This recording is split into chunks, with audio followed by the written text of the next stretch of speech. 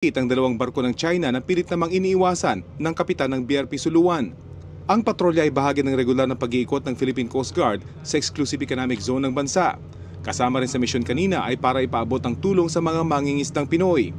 Ang Baho de Masinloc pasok sa EEZ ng Pilipinas. Hindi na nakahabol kanina itong China Coast Guard Ship 3104, kaya ito naman ngayong PLA Navy 164 ang humahabol sa amin at sinusubukang harangan yung paglapit namin sa Baho de Masinloc. Kita naman kung gaano matindi ang armas itong PLA Navy 164. Meron itong Gatling gun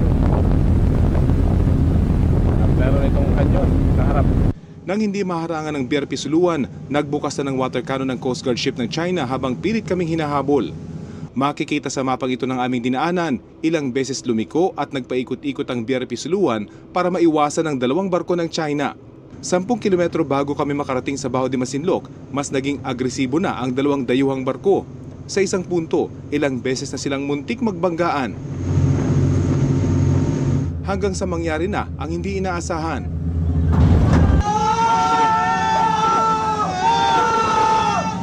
Nakatuno ng aming pansin sa papalapit na barko ng Chinese Coast Guard nang bigla na lang sumulpot ang dambuhalang barko ng Chinese Navy at humarang sa dinaraanan ng Chinese Coast Guard.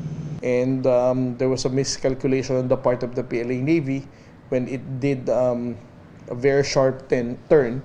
Siya yung bumangga, no, sa China Coast Guard vessel. Sa lakas ng impact, halos tumagilid ang CCG 3104. Sa anggulong ito nakuha mula sa aking 360 camera, makikitang ang BRP Suluan ang matutumbok sana ng Chinese naval ship. Mabilis lang nakalagpas ang barko ng Philippine Coast Guard, kaya mga barko ng China ang nagbanggaan. Makikita sa wasak ng nguso ng CCG 3104 kung gaano kalakas ang pagbangga nito. Ang mga Chinese Coast Guard personnel na nasa harap ng barko segundo bago ang banggaan, nawala na sa deck. Hindi patiyak sa ngayon kung may nasakta mga Chinese national.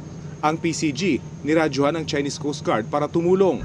This is BRP Suluan 4406.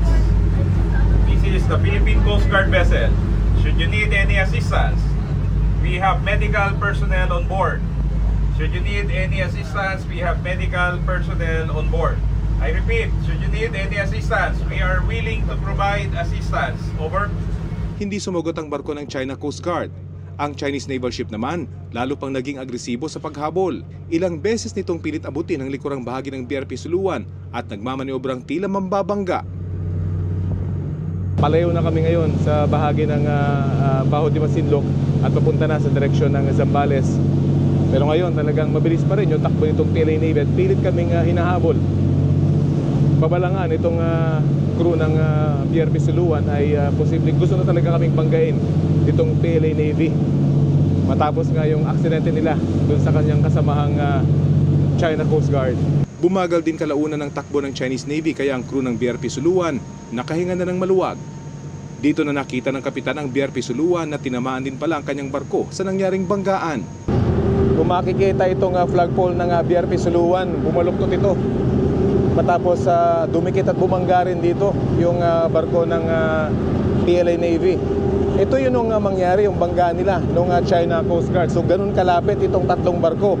Bumangga yung China Coast Guard doon sa PLA Navy at ito namang PLA Navy ay dumikit dito sa barko ng Philippine Coast Guard at bumangga nga at tinamaan itong flagpole. Sa ngayon ay nag-disengage na itong barko ng PLA Navy at medyo lumayo na ng konti sa amin, pero sumusunod pa rin dito sa aming sinasakyan habang kami ay palayo ng Baho de Masinloc.